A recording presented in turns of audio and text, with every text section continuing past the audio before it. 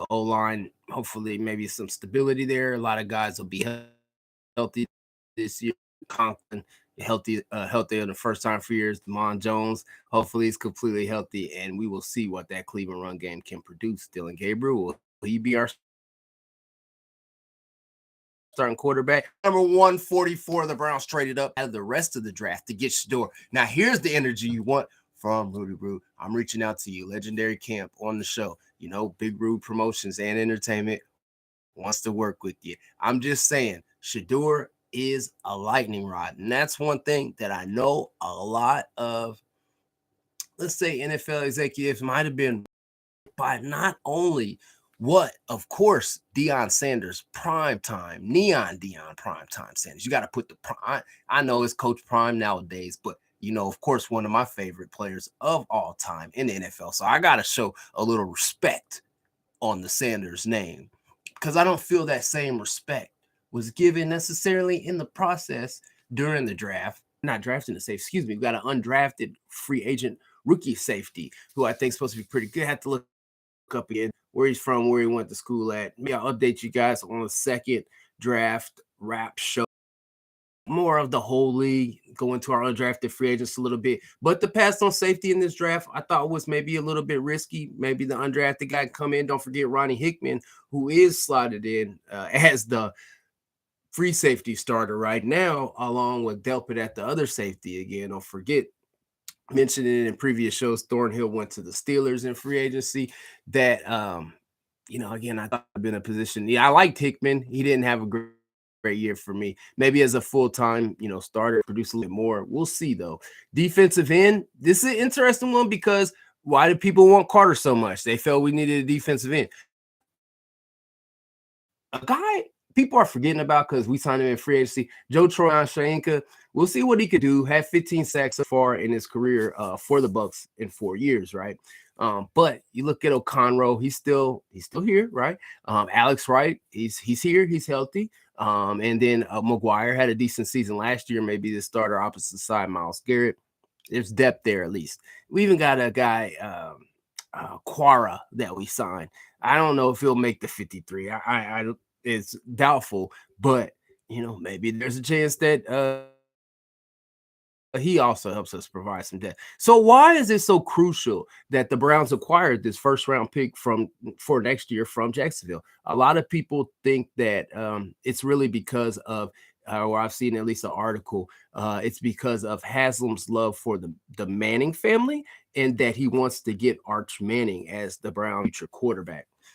So one of the things about that, Arch Manning doesn't have to come out of school next year. So before people say this is like the best quarterback draft ever, let's look at some of the other names that are, and Arch Manning has not played that much football, right, at Texas. He'll be the starter this year, right? Quinn Ewers leaving. We'll touch on that in just a second, but we'll see what Manning will be. We'll see what Arch will be at Texas. He's brought, you know, off the bench. He played decent, but, you know, in a full-time role with Texas this year, don't forget Texas plays a tough schedule. We'll see how tough he is against that schedule and if he lives up to the billing, and maybe that'll decide if he comes out. But some of the other quarterbacks in this 2026 draft, Lenore Sellers from South Carolina, Garrett Nussmeier from LSU, Drew Aller from Penn State, who you guys may remember from Penn State last year, and people weren't as high on him, and that may have affected whether he's coming out. Maybe like a second-round pick. If he had came out this past year, maybe he would have, you know, went ahead of Jackson Dart, who ended up going in the first round. But we can't be sure. But what are these guys? Carson Beck, right? He was Georgia's quarterback last year. He really fizzled out, got injured down the stretch. He transferred. He's going to be transferring. He's going to be playing for Miami this year. People are saying, like, this is going to be a much better quarterback draft class. Now, don't forget, there's only 2 quarterbacks drafted in this year's first round. The Giants traded up to get Jackson Dart, and we'll touch on that in a second, the 25th pick. But again, when you say this is going to be a great draft, I think so much of that really just depends on if Arch Manning is coming out.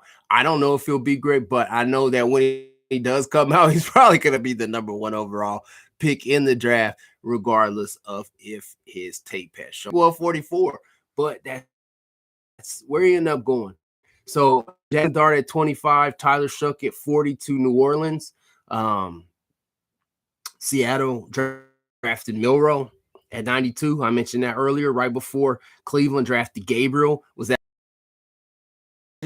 I don't know. I mean, the Browns hadn't met with Gabriel's from what I'm hearing, after the fact type of thing. If it were really the case as much, and they weren't trying to tip their hand at all. The Browns were operating in secrecy, serious ninja mode. I loved it.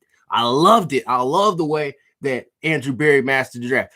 Before the draft, I said what Andrew Berry can't do is be the smartest guy in the room this draft and have differing opinions from the NFL. The NFL, I think, a little bit talent evaluators and how the pre-draft process happens. Don't forget about the prank call thing. I'm not giving that no holler on my show. That things are gonna change a little bit in that pre-draft process because of NIL, and I'll touch on that later. That was a factor in the Sanders slide. So again, at 144, Sanders, 5th round pick to the Browns. Couldn't be happier as a Browns fan. I embrace the legendary brand. I embrace some people say clown show, some people say circus. I haven't heard clown show, but hey, your play on the field will dictate, right, to me, how impactful this is.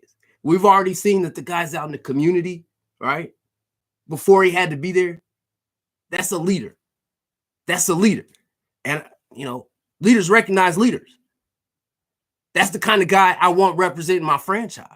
I don't understand the confliction between we have people that get arrested for this, that, and the other, right? And that kind of thing happens in life. But how does that not denigrate your character as much as being confident, cocky, wearing my hat backwards? I should have worn my hat backwards on the show today, like I often do, right? I should have wore a little drip today. My stuff ain't that icy, but it'll blind your eyes a little bit, right? All right, so a couple more picks in